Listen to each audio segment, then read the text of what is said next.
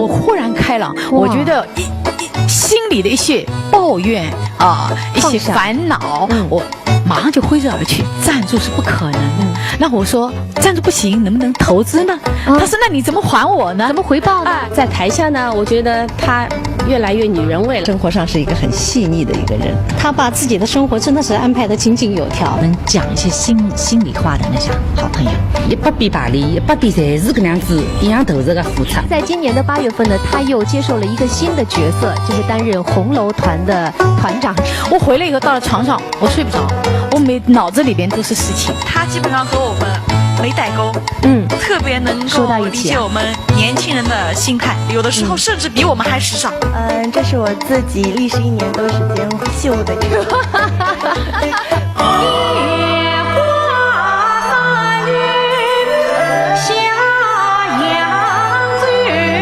观众朋友，大家好，欢迎您收看这一期的戏剧大舞台，我是主持人钱云。那么今天走进我们大舞台的这位主角呢，是一位著名范派小生张瑞红。今天我们将在节目现场和他一起来聊一聊这10年当中他的艺术经历和人生故事。我们掌声有请范派小生张瑞红。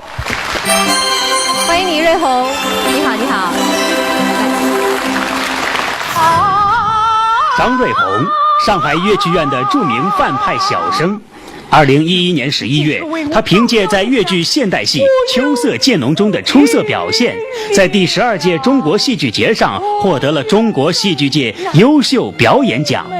而这距离他在青春越剧《梅龙镇》中饰演正德皇帝一角捧得该项奖项，恰好相隔10年。首先要向张瑞红表示祝贺啊！今年11月刚刚又夺得了一个大奖，那么这是时隔10年之后，你又得到了同样的一个奖项，对不对？其实我挺感兴趣的啊，10年之后站在同一个领奖台上，你的感觉有没有什么不同？10年前演梅龙镇获得了一个获奖，是因为我改变了一个戏路子，有传统的才子型的角色，变成了一个个性鲜明的青春期的小皇帝。那么时隔10年以后，因《秋色渐浓》再次获奖，可能是因为表演上有了一个新的突破。虽然2次都是戏剧节上获得优秀表演奖，这2个奖项我觉得不是一个重复，可能也是我艺术生涯上面的一个新的提升。但是2次颁奖我都没有参加，是剧院去领的奖。那么这次重庆颁奖的时候，是我们剧院我们的李丽院长，也是《秋色渐浓》的编剧，是他去领的奖。然后我们这个戏还获得了一个含金量很高的一个优秀剧目奖，双喜临门，我们要再次掌声表示祝贺啊！谢谢。专家对他评价很高，就是说评价他是超越了这个就是越剧现代戏的几乎就是所有小生，能够这么在舞台上这么好的不带任何这种脂粉气的，就是把这个人物演的这也比较立体。我觉得这样的评价也挺特别的，而且是很高的评价对你来说。那么在这出戏里头，你怎么实现一个自我的超越？当时李院给我看这个剧本的时候，是拿了3个剧本给我看，有3个剧本。3个剧本给我看的时候呢，我觉得《秋色渐浓》是比较成熟的，但是当时没有联想是不是我演只是对剧本的一个看法。后来他让我演的时候，我也曾经犹豫我是因为女小生演这些戏，它有它的局限性，表演上最大的难度就是我是。以前演的这些传统的表演手段都去掉了，比如说高须啊、水袖啊，要改扮成现代的装束，要把城市化的一些动作变成生活化的一些动作，这对女小生来说是有一定难度的。对，但是我们还是找到了一个新的表演的一个形式，注重的是内心人物的活动，从内心的精神气质。这样的一个难度去跨越、去把握，我觉得还是可以突突破的。所以后来在研讨会上，专家们对我这番肯定，我想是我就是最大的一个收获。我觉得今天这个张瑞红谈到这次的得奖，我觉得你的心态是非常平和的，非常就是平静的。但是我想10年之前，就是那个梅龙镇那次得奖，恐怕那个时候你是迫切需要这么一个奖项来证明你自己的实力，因为听说那个时候你正处于一个生活的低谷，人生的低谷，可以这样说吗？的确是的，10年前梅龙镇这个奖对我来说，太重要了，因为我非常需要来证明自己。1987年，张瑞红进入上海越剧院青年团，然后再到红楼团。这10年间，张瑞红感觉自己被什么东西束缚住了。他苦闷，他焦虑，他无法忍受自己在艺术上的不断重复，他急需突破。说实话，87年我从西校毕业到青年团，再到现在的红楼团，这10几年当中，我几乎没有一出属于我自己的戏，期间的演出也寥寥无几，所以整个一个人都是悬在那儿哈，一个心也不知道放，对，一个心也不知道往哪儿放，浑身有劲也没地方使，所以这种被动的等待，人是很焦虑的。有没有彷徨那种？那当然有啊，但是那段时间还不甘心离开舞台，就那10几年都是这种状态吗？是的。哦，那么最后是什么事情，或者说触动了你，让你突然间就想明白了？这是很有意思的，其实就是那么突然之间，就一瞬之间，对，就是我记得97年的时候，迎香港回归，也是在东方明珠塔电视台搞的一台晚会，我们一个戏曲大联唱，那次我是第一次登上东方明珠塔，第一次在上面俯视整个的上海的一个景色，我突然发现上海这么漂亮，我生活在这样一个大城市里边，我觉得我是幸运的。如果我现在还是在台州越剧团，我会怎么样？我的这些姐妹们都已经转行了，对，离开了越剧，都已经离开舞台了。现在我至少还能坚守这个舞台，哪怕有一些不如意的地方，我觉得在这生活的这个城市里面，我应该珍惜。我豁然开朗，我觉得心里的一些抱怨一些烦恼，我马上就挥之而去。我觉得我很应该开心，应该珍惜我在等待吧。我突然想到了，这个张瑞红为什么这个人物塑造那么丰满、那么立体？这跟他的阅历、人生经历也有关系。因为正是经历了人生的坎坷之后，你才会真正懂得了生活，懂得了人生。对，懂得珍惜。是不是？好，东方明珠太棒了。那么后面这个心情豁然开朗之后，好像那个好运也是接踵而来，是不是？是的，97年年底吧，我就马上和怀清排了一出《风雪渔桥》，戏就来了，戏就来了。接着就是梅龙镇哇，就是梅龙镇了。对，也是这个梅龙镇为你捧回了这个中国戏剧最高奖梅花奖，对不对？是的。之后还是大戏好多，一部接着一部。那这10年当中，从梅龙镇开始，接着就是新梁祝，还有新版梁祝，还有青山红袍，秋色渐浓。这10年当中，我就推出了这4部戏。好像我觉得你前几年的这个10几年都在为这个10年在做准备，厚积薄发。其实就是这样，是不是？对，现在回过头来，这10年当中，虽然好像有点压抑但是其实都在不断的积累。瑞红一直都是在默默的做着各种准备，所以在他的面前机会都会被他及时的这个抓住，一般不会错过。那10年前梅龙镇到今天这个秋色渐浓，10年间他排了4出新戏，10年排4出新戏，这样的演员应该说还不是太少。但是如果每出新戏都有进步，都有收获，都有对自我的挑战和对剧种发展的一些贡献，做到这一点就比较难了。而瑞红在这个4出戏中都有自己的这个思索、努力，也有他对这个范派、小生、粤剧、上海这个很独特的一个贡献啊。那么听说梅龙镇的时候啊，你不光要参与那个剧本的创作，而且还要自己出去拉赞助。梅龙镇这个戏，我在这里边所花的心血是任何一出戏都不能比的。所以当时梅龙镇获得大奖的时候，我的心里是特别的兴奋，因为这个戏是我第一次选择的剧本，第一次自己去组建创作班子，第一次出去筹集资金排戏啊，所以我太希望这个戏的成功，但这个戏也很不容易，一路走来很坎坷。第一次去找那个梅龙镇集团的老总，跟他谈能不能有赞助我们这个戏，因为梅龙镇嘛，对不对？我想这里边两个还是有点有投合的地方。对啊，但是。当时你已经是家喻户晓的明星了，是不是你拉不下那个脸啊？但是我也还是厚着脸去找他了。去找他的时候，但第一次他就拒绝了我。我就给你吃钉子啊。他说我们现在这个企业都已经是股份制了，我们每一分钱都要对股东负责啊，所以呢赞助是不可能的。那我说赞助不行，能不能投资呢？他说那你怎么还我呢？怎么回报呢？他说我说我每一场演出还给你啊，那你一场戏收入除了成本以外，你的收入是多少？我回答不出来。他说你一场戏你自己的演出收入是多少？一场戏戏票买多少钱？一个剧场里边有多少人啊？然后用数据来说，对呀，因为他这是就是搞企业，他就是马上对数据的敏感，你怎么回报我？我突然都傻懵了。他问我的一系列的问题，在我脑子里边都是一个个问号。我说这样吧，我回去，我过2天再来回答你。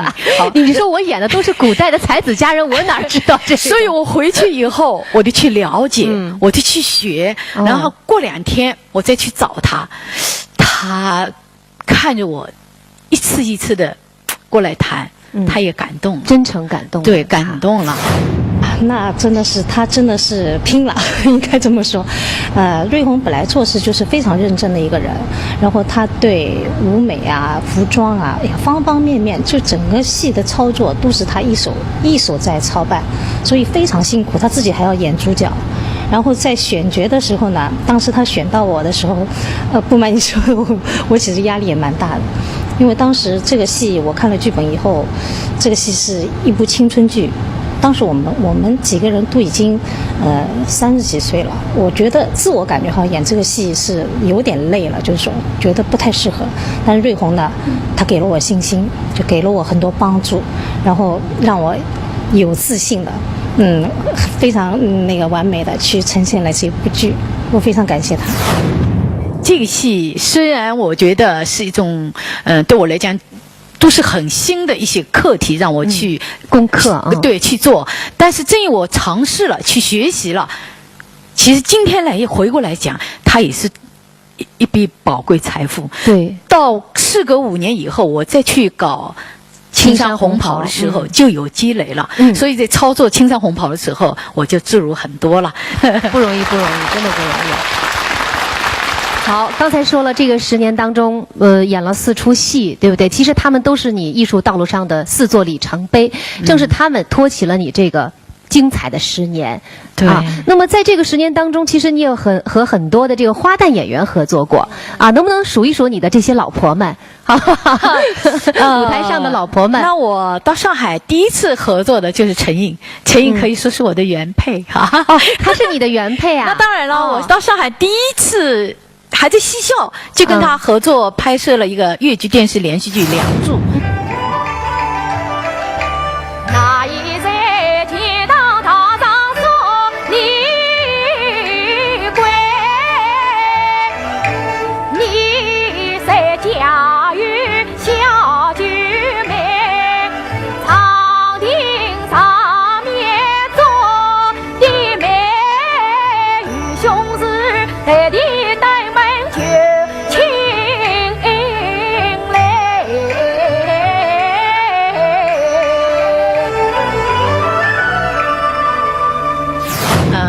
到了青年团，我跟他的一些戏都是梁祝、孔雀、东南飞哈，还有李娃传等等，都是和陈颖合作的。她是你的大老婆。对。我和陈颖在舞台上很默契心领神会还有张咏梅。那么张咏梅，我跟她合作印象最深刻留给大家的当然是梅龙镇咏梅呢，她是在舞台上是很聪明、很伶俐，是一个很俏的一个人比较甜，俏甜她。那么华一清呢，我跟她合作当中呢，风雪渔桥，然后到梅龙镇升级做我的母后，是我的母亲跟她合作，她是中规中矩，她很稳得住的，她很稳，她非常认真的配合你还有单养平，对，单养平虽然我跟她演夫妻不多，只有一个孟丽君只有一个孟丽君，但是单养平大家都知道，她是个善美的人，她呢比较内敛，比较典雅，但是她在舞台上很有气场。虽然我跟她合作不多，只有一个孟丽君，但是她给人的感觉也很有气场。那么子平呢，是我第一次和她合作《秋色渐浓》。通过这次合作，我发现子平是很有想法、很有创作欲望的一个演员，所以有更不同的这些姐妹们合作，这位每个人的艺术个性不同，他们也辅助了我很多的表演，给了我很多的东西，是给我创作上的一些灵感。所以呢，我今天我的几个戏里边都是离不开这些姐妹们的付出。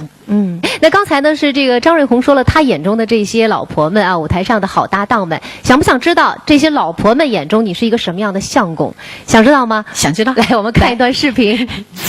那回忆起来，要20多年前我们拍《梁祝》的时候，其实他那个时候是没有拍过那个梁山伯，那个时候范老师一直带着他。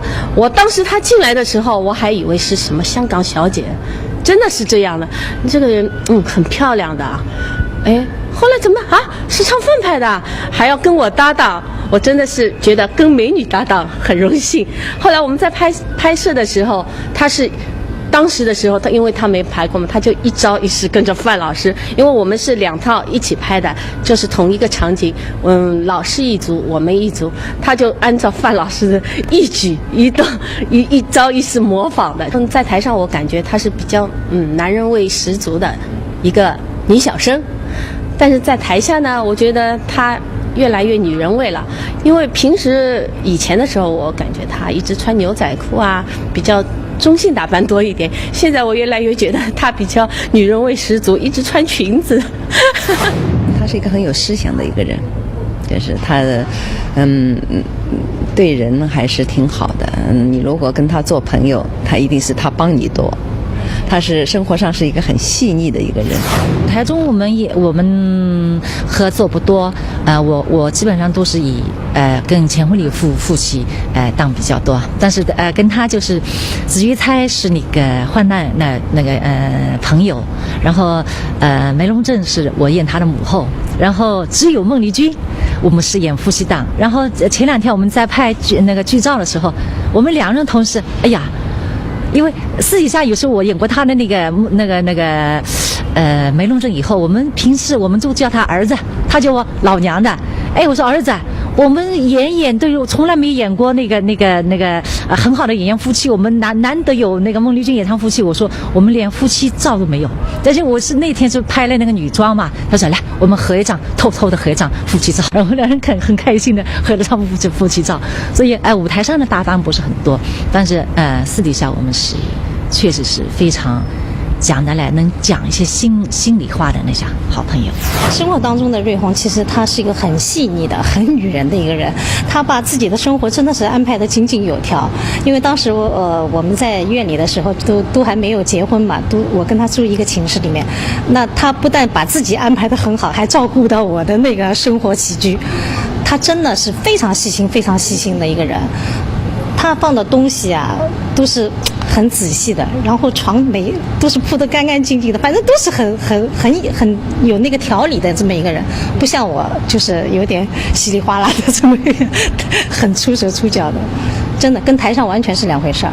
台下非常女人。应该讲我和瑞红正式的合作还是第一趟，因为之前忙里中了啥，侪是因为老师的戏。葛么我因为老早就听说讲瑞红排戏是老认真的。但是搿趟合作下来，我确实觉着伊搿个认真勿是一般的，而且我发觉伊搿个就讲好比100遍排练，100遍侪是搿样子一样投入的付出，迭个我真老佩服的。而且我从另外一种角度讲，瑞红伊搿种精神是伐？应该讲可以感染到，就讲阿拉每一个同行，可以拿搿种精神带拨阿拉。他们对你的评价你还满意吗？满意，实事求是。对，这里我也要感谢他们。大家一起共同走过了这么多年，互相帮助，互相学习，每一份成绩都是有你们的支持。在这里我也要感谢他们。哟，太好了说的。那其实呢，他们在节目当中也要向你送上他们对你的祝福。我们一起来听一下好不好？我觉得他是风雪雨桥以后呢，他这个坎过了，他得了很多奖，也演了很多戏。我希望他以后要跟我合作，我是最好的。我在这里呢，衷心的祝愿他在辛苦之余要多多保重自己的身体，要学会调节自己，然后就是说劳逸结合。现在在戏曲就是状态不是很景气的情况下，我觉得他一直在努力，一直在追求，我觉得这是非常非常难能可贵的。我也应该向他学习。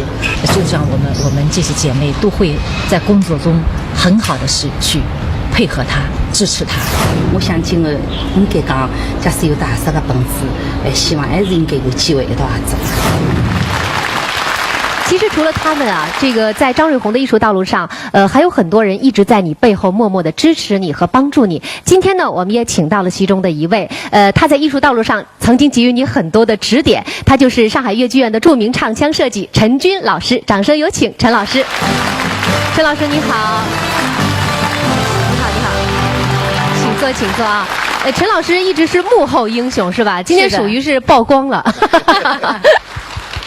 如果说陈老师啊，你是看着张瑞红长大的，这句话可以这么说吗？应该这样讲。差不多。应该这样讲。你第一次看到他的时候，他多大呢？张瑞红第一次进越剧院，就是我跟他拉琴的。那是你第一次跟他接触？因为那个时候面试的时候。因为他这样的面试嘛，就有范老师带来的。那个时候范老师带来嘛，还有袁老师啊、吴春啊，对吧？啊，对，都来看，那么叫我去拉琴。唱的是回十八。哟，记得很清楚啊，是的，是吧？多少年前的事情了，记得这么清楚啊？那个时候才20出头吧，刚出头啊。那个时候看到他就感觉到，这个小姑娘蛮清秀的啊，眼睛很大，忽闪，个头不高，就是这样。当时我拉琴的时候，他们就讲他本来是团里面还是副团长了。我说，哎呦，这么小的年纪。他原来的团里已经是当过好像副团长了，是吧？对，那个时候因为留住我，所以给我这个头衔。那么后来就也是缘分吧。后来他的所有的戏啊，都是比方讲，这98%可以这样讲。在戏校的时候，第一个戏叫《七一花》。七一花和那个张咏梅一起演的。男女主角。那就是第一次给他写的戏。就你90%以上的戏都是由陈老师给你担任的唱腔设计。是的，而且我听说他是个老好人，就来者不拒是吧？只要大家希望他来设计，他都不会拒绝。对，这不光是好人，我觉得他更多的是在关注我们每一个人。因为唱腔司机，你不单单是要把唱腔写出来，还要适合你把每个人最好的一面展示出来，扬长避短。当时那个，所以他经常会给我他不光是唱腔司机，他还是我的唱腔老师。我凡是有演出的时候，只要他在场的时候，他都每天演完以后会到后台跟我说：“瑞红，你哪个地方要注意啊？”然后他渐看我演出，才知道我的声音音区是哪个区最好。所以他在以后的唱腔司机里边，他就把我这一块拿捏的，尽量发挥了我最好的一面。陈军老师这么多年，你看他是不是也在成长？他是实际上他是成长的应该讲很快。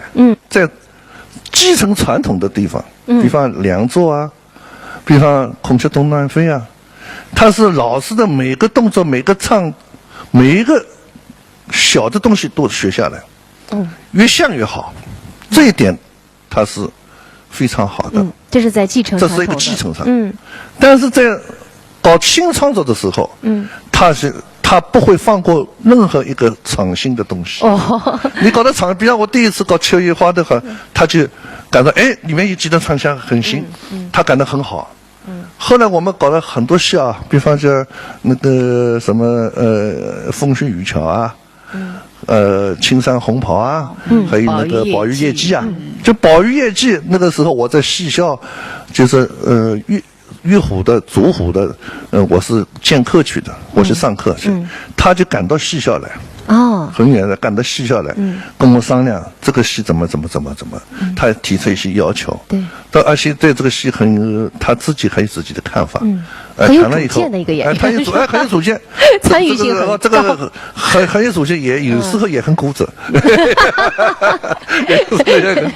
终于露出来了，有时候也很固执。但是呢，就是他有一点很好，就是他是为公主。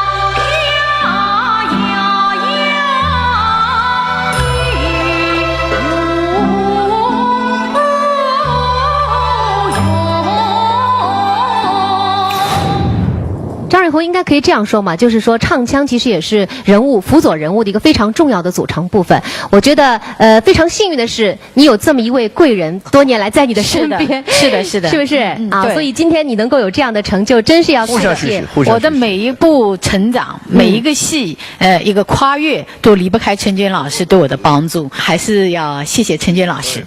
好，今天也是一个机会，能够当面感谢陈娟老师。那在这里也让我们把掌声献给我们这位幕后英雄，好不好？谢谢陈老师，谢谢。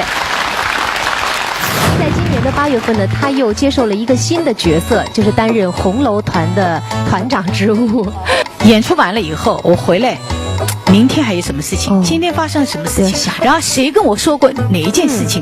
我回来以后到了床上，我睡不着，我脑子里边都是事情。对。然后我呢，又是一个很认真的一个人。其实我做这个工作，我觉得我挺累的。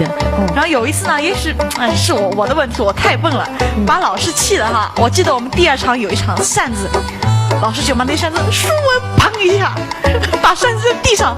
为什么？哇，整把扇就啪散了。刚才我们聊了很多张瑞红舞台上的角色啊，其实在今年的8月份呢，他又接受了一个新的角色，就是担任红楼团的团长职务。好，这么新官上任，应该说到现在有4个多月了啊，感觉怎么样？这个角色的转换，我觉得还是有一个磨合的过程。那么以前我只是个演员，只要管好自己，演好我的戏就可以了。然后有时候还可以坚持自己的一点个性啊。那么现在我就不同了。我首先我要必须非常自觉的去考虑大家。而且要为大家尽量的提供一些机会。那么在跟人之间的一种关系，我觉得我都需要去面面俱到很多，是不是？对。原来你这个演员嘛，当演员嘛，如果是不是去排练的话，可能就在家里休息了。那么现在这种日常作息时间有没有打乱？那肯定的。以前我还是挺休闲的，每天你要睡懒觉也可以睡到中午醒也行，那也没关系。然后呢，我演出时候我只要保证我的演出的一个状态就可以。其他的可以都干我自己有兴趣的事情。那么现在不行啊，现在就是哪怕演出完了以后，我回来，明天还有什么事情？今天发生了什么事情？然后谁跟我说过哪一件事情？我回来以后到了床上，我睡不着，我脑子里边都是事情。对。然后我呢，又是一个很认真的一个人。其实我做这个工作，我觉得我挺累的。因为你就是要么不做，要么一定要做到最好。其实这个是我心里很纠结的，也是很纠结的。以前这种悠哉的日子，我觉得好像对啊，就离我很远了。在接任上海越剧院红楼团团长之后，张瑞红每天的生活更加的忙碌起来。无论前一天晚上是否有演出，他都会早早的来到团里，因为每天都有许多事务性的工作等着他来安排、来协调。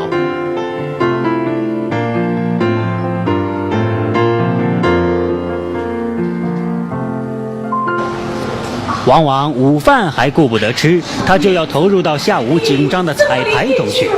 排练时，他也是一丝不苟，因为他不仅是一个团长，他还是一名演员，一名对艺术格外认真负责的好演员。不知古为谁会如此紧张，反反不内，亦或者连来娘娘，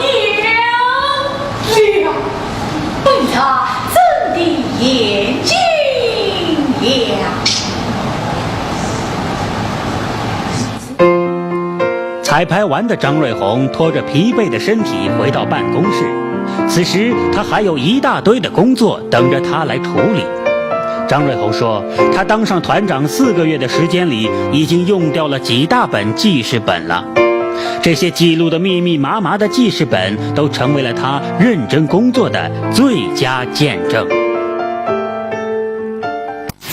这4个月，我感觉，生活、工作虽然是很充实的，但是也是挺操心的，对，挺操心的。但是还好，大家挺支持我的工作，变成家长了。但是我一个人的能力是有限的，要靠大家的配合，我觉得才能把工作做好。当院长的时候呢，刚上任就收到了张瑞红的一封辞职信。他是要想到戏小去教学生，不想当演员了。那么当时的团长徐延安呢，找了他几次，他态度很坚决。那么我后来就上门了，那是我当院长第一个上的演员之门。那么那天我们谈了很久，大概有2-3个小时吧，交换了很多，比较坦诚的交换了一些看法。那么当时给我的印象呢，我觉得他呢是一个性情中人，就是非常情绪比较容易冲动，这么也一说激动的时候脸就涨红了。然后呢，但是呢，我觉得他很有正义感，就对一些是非啊一些问题，他会非常坦诚的谈他的看法。然后呢，对于今后一些就是剧院的一些状况也罢，剧目建设也罢，他有他的一套比较完整的思路。这当时就第一次我到他家去以后给我留下的印象。刚开始的时候，我们在我的3年院长一任满的时候，要换届的时候嘛，我们就到下面去广泛的听取大家的意见。那么瑞红呢，在他们红楼团应该说是人气蛮高的，那么就是说是很多同志都推荐他，觉得他比较认真负责。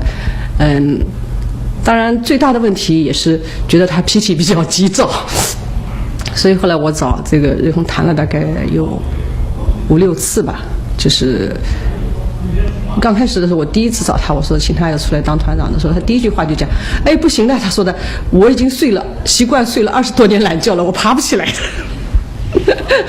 然后我们后来随着谈话的渐渐深入嘛，我觉得他是一个热爱红楼团，是一个有责任心的人。其实从这2点来说的话，我相信他到最后是不能拒绝的，或者是所以呢，我就坚持着，然后他呢就是最后答应出来的。原来是做演员，现在做了领导之后，其实挺不容易的。有的时候啊，比如说安排谁演什么戏的时候啊，或者会碰到一些具体的困难吗？这个都是平时大家的好姐妹啊，一碗水要端平啊。还好，因为我们这些姐妹们，大家都还是非常体谅，因为都是合作的关系，亲密无间，所以大家都还是比较配合的，支持你。我觉得这个团长这个工作，其实一部分它是起到一个服务性啊，同时当然我要尽量的让大家发挥每个人的积极性，因为红楼团不像一般的越剧团体，它是我们剧院的一张名片，然后我们团有10个1级演员，4朵梅花，然后刚才还有我们的一批粤女争锋脱颖而出的一些青年骨干，所以一个团我们的人才的资源很丰富，艺术资源也很丰富，所以怎么把这些资源用好，我觉得这也是历届的领导在思考也难以解决的一个问题。这既是我们的优势，也是我们的一个难点。所以我们前些日子开了一个我们那个茶话会，这些骨干们明星们全到，我记得会里一段话说的挺好的，他就说我们都到了这个年龄，在舞台上都已经有一点积累，也成熟了，我们是不是在这近几年当中，大家齐心协力做一些有积极有意义的一些事情，给青年演员也树一个榜样。反正我也没私心，我觉得大家在一起开开心心的做一些事情，我觉得很有意思。好像这个张团长有2把刷子啊，就是以情动人，以理服人。我们相信这个团长会越做越好的，因为大家都是讲理的嘛。是。好，刚才也说到了，其实你做了团长之后啊，也是积极的在寻找一切机会提供给年轻人，是吧？我们现在都是人到中年嘛，年轻人要快速接我们的班，我们要承上启下，还要做好这个工作。这个无私的奉献，我们应该为张瑞红鼓鼓掌。没有，这是我们剧院的一个传统，从老师一辈老师一辈也是这样传授给我们的。那么现在我们也要有这样的一个姿态，这样的一个责任去带领我们的年轻人。好，今天我们也让年轻的演员们亮亮相，好不好？今天我们也请到了3位上海越剧院的青年演员，其中2位还是你的学生，我们掌声欢迎他们上台来。范派小生王柔桑、盛舒瑶，还有1位是王舒文，来，掌声欢迎3位，请坐。今天没关系啊，在这个舞台上面我们可以畅所欲言啊，因为听说这个张老师平时对你们很严厉、很凶的，是吧？没有关系，你们今天就是一个申诉大会，没关系的。我在，他们不会这么讲的呀，没关系的。是老师对艺术的要求比较高。不要看他，看我。没看他，看他不敢讲了。不用看我。没有。老师也不是严厉吧，就比较严格。骂好像不太多，但是他对艺术的要求比较高嘛。什么地方比较严格？举个例子。很多方面啊，比方说一个小动作啊，哪怕一个地位、一个角度啊，老师都会很细心的帮我们抠的嘛。就可能有时候就会觉得他比较怎么说严谨，很严谨，然后很严格，但是严厉不严厉？因为平时我们开玩笑啊、聊天什么，老师都和我们打成一片的。我老师他是典型的刀子嘴豆腐心。然后呢，在排练厅呢，老师是非常的严格。严格到什么程度？有一次可能老师也不记得，但是我印象特别。你看，对他幼小的心灵造成了多么大。不是，那时候是排梅龙阵。那因为我是临时顶上去的嘛。老师他基本上他是要求我每天穿着高靴，然后排练。排练前呢，先走圆场。然后有一次呢，也许是我的问题，我太笨了，把老师气了我记得我们第2场有一场扇子，老师就把那扇子舒文砰一下，把扇子在地上。为什么？哇，整把扇子就啪散了。把我一愣。老师说再来过。我说好。就是你那个动作没做到位还是什么？就是没有做到要求的。老师教了好多遍，我还不会，太笨了。那是笨。然后呢，我们同事就说笑的时候，舒文，你看到你们老师怕不怕？他老骂你。那我说姐姐这样吧，你现在开始骂我2小时，你看你累不累？我说老师骂我也是为我好，骂人很累的。我说。当时他这样的话，你有没有当场哭鼻子？有吗？觉得自尊心？不会，其实觉得他不敢哭。不是，我是这样的，我觉得你是皮厚，我宁可在老师面前丢人。我觉得老师是最了解我的，在老师面前，再差再丢人都没关系。但是被老师骂过以后，哪天老师不骂了，基本上骨头痒了，观众也能看得过去了。这个我是这么想的因为我知道我在排练场，不光是我的戏，包括给他们排戏，我是。要求是比较高，我觉得2个小时排练场上，对2个小时的效率你要出来，要全力以赴。然后这个不要到排练场你还嘻嘻哈哈，然后今天排戏，昨天你应该做一下功课。这个我觉得我可能是我一贯的工作对自己的这个要求的，所以呢，我也会把这些要求给他们。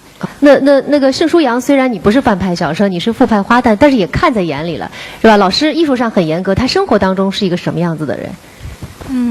以前呢对张老师不是很熟悉，但是自从排了那个青山红袍以后，演了他的小娘子，对，成了老师的小娘子以后，我就觉得其实作为花旦跟张老师配戏还是挺幸福的，挺过瘾的。他很爱小娘子的，一般他很爱自己的老婆，就是说您跟他排戏的话，会觉得特别崇拜。他每个老婆都很爱，就是说他对这个女性，就舞台上的时候，他真的感觉是个特别对女性呵护的，特别，你就我觉得自己很幸福。那么刚才说到那个老师生活当中什么样的人，再接下去说其实我老师很时尚的，真的很时尚，而且我觉得他基本上和我们没代沟，特别能够理解我们年轻人的心态啊。你们说什么能说到一起去呢？比如说。我觉得都能说到一块，有的时候甚至比我们还时尚。是吧？我今天就看到他一直在看那个 iPad， 是不是最近他很迷这个东西啊？是吧？其实这个我倒是很笨的一个人啊，他们玩的才好呢。所以呢，因为现在有工作关系，我觉得我也要与时俱进吧。所以呢，我都得跟他们学。那么有些人，比如说生活当中特别喜欢一个什么东西，就收集，比如说有的是 Hello Kitty 控啊什么的，就家里全部都是 Hello Kitty 的东西。老师有没有这方面的爱好？包衣服。衣服对，还有就是时尚达人我们刚到单位来的时候，对张老师印象还有一个非常深，就是老师是我们这个时尚模范、时尚范本，因为他的服装真的都眼光非常好。这倒是的。他今天他说也不知道我穿什么，他一下子带了3套衣服，然后每一套拿出来都是非常漂亮的，而且那个项链搭配的耳环都拿出来都是几套的，这个很厉害。都是平时自己去买的吗？我是这样，其实我是生活当中呢，我是很随意的一个人，但是呢，随意当中我会比较去讲究一些精致的东西。你虽然一套衣服都很随意，也不一定全是名牌，但是我可能手上的一个包我会比较讲究一点，然后鞋子我会比较讲究一点，然后呢，我其实。在这个场合，我可能会比较注重一些。其实平时我都是很休闲的。我们都在舞台上看过了他这个风流倜傥的那种小生形象。今天大家觉得是不是很时尚、很典雅的精致女人的感觉？是不是？我们掌声给张老师鼓鼓掌，好不好？谢谢。真的眼前一亮啊！我刚才走进来，我都有点不敢认了，是吧？好，那么再回到我们的这个舞台上的话题啊。听说现在张瑞红啊，把当年自己得奖的这个梅龙阵也传给了年轻一代的手中。这2位范派小生他们都有学吗？都学了，然后跟舒雅一起演的都是，还演他们演一起演。对。那我们请他们现场唱一段好不好？我们看看是不是名师出高徒啊！来，掌声送给他们。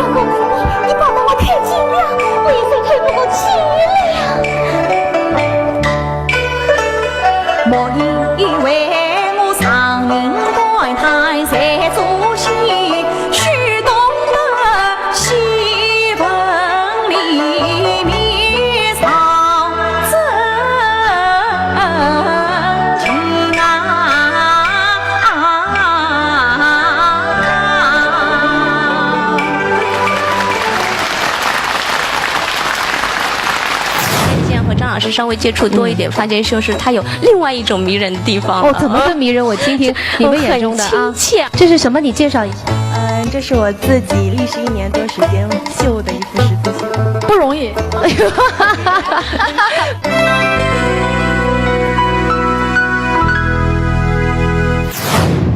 张瑞红塑造的人物个个鲜活灵动，他的魅力赢得大批粤剧爱好者的喜爱。对于这份喜爱，瑞红也格外的珍惜，把他们都视为知己朋友。那么今天就来听听张瑞红和这些知音们之间的感人故事吧。今天呢，我们也请到了张瑞红的2位年轻的粉丝，分享一下他们对于张老师如何崇拜、如何热爱的，好吗？来，掌声欢迎，给大家介绍一下，好不好？这2位，这是来自宁波的，芳芳。你是今天从宁波特地赶来的是吧？啊，对。好，宁波的芳芳，另外一位，这是杜竹明，是我们上海的，他是复旦大学的博士生，哦，是也是我多年的好朋友。哟，太好了。那芳芳是什么时候开始看到张瑞红老师的戏，迷上他的？能介绍一下吗？我已经10年了。哦。今天我们说张老师的10年，就说你也见证了他的这个10年，对，是不是？对，我是从初中2年级开始看张老师的戏的，到现在刚刚是10年。那时候就觉得张老师舞台上特别阳光，是我特别喜欢的那种类型，就是梅龙镇嘛，梅龙镇。然后我觉得他在台上一颦一笑都是特别迷人的那种。从此你的生活当中就始终有这样一片阳光。有一段时间每天晚上都会看一遍梅龙镇。哇，这不是一般的迷啊！那到什么时候开始真正到那个戏院里面去看张老师的戏了？是06年4月10号，宁波大剧院新版《梁祝》。记得那么清楚，当时这个看完了以后，有没有到后台去找这个张老师，要跟他认识？当然找了啊，去那个堵他了是吧？也没有去堵，就是想见一见那个生活中的张老师。见到了吗？见到了。那么跟他说上话了没有？没有。都见到了，怎么不说话呢？我见到他害怕紧张。害怕什么呢？因为张老师在我心目当中一直就是我非常崇拜的一个形象，然后我就匆匆的把花塞给他，就走了。当时你有印象吗？有这样一个小戏迷？张老师应该没印象，因为前面都没有，后来才渐渐感觉到，宁波经常有这么一个戏迷。然后呢，他话不多，然后呢，总是在我面前一闪而过啊，然后呢，包括到现在，他看到我也会脸红。对，那杜竹敏呢？杜竹敏什么时候开始看这个张老师？我大概也是10多年吧。你跟张老师可能没有像芳芳这么苦吧？不也没有哦，我也是很长时间，那时候一直和我们大学同学的时候去逸夫舞台嘛看戏，然后每次看完戏以后会到那个后门口等着，就希望能够看一眼就是卸妆以后出来的张老师。但是真的看到呢，我比较胆小，我就会往同学身后躲。但张老师每次就会发现我说：“哎，你过来，你不要怕我。”也是不敢说话，特别紧张的那种。真的后来就是渐渐和张老师稍微接触多一点，发现就是他有另外一种迷人的地方。哦，怎么个迷人？我听听你们眼中的啊。很亲切，而且我觉得他有时候和您说话就是很平常的对话中会有1-2点特别睿智，然后就是让你觉得很闪光的地方。然后我在论坛上面，我经常会看到他写出来的评语，包括看完戏以后的一些点评。我觉得他都非常到位。然后呢，我从他的文字里边读出，我觉得他很有见解。见解就是他会有，我感觉他没有全部都写出来，里边都还有很多东西放在心里。所以呢，很想结交这个东西。我觉得就是他喜欢看我的戏，我喜欢看他的文章。我觉得可能人生就这样。从古到今都是生命感动生命吧，我觉得，所以我对他也有一种，对我也有一种吸引力。所以呢，我后来凡是我的一些要上演的作品，哪怕我的一些想法，哪怕有一点点的勾失，我都会和小杜把他约出来，谈谈我的一些看法，听听他的意见。他就不是纯粹的粉丝了，对，我跟他已经是知音了。那我觉得和杜竹敏相比的话，可能芳芳给你的感觉，他从情感上这么多年来崇拜你、支持你，可能给你印象更深，是不是？是的。今天呢，听说他还带来了一份特别的礼物，要亲手交给你。好不好？芳芳，来自己拿上来，好吗？来，我们，你转过来，我看一下，这是什么？你介绍一下。这是我自己历时1年多时间绣的一幅十字绣。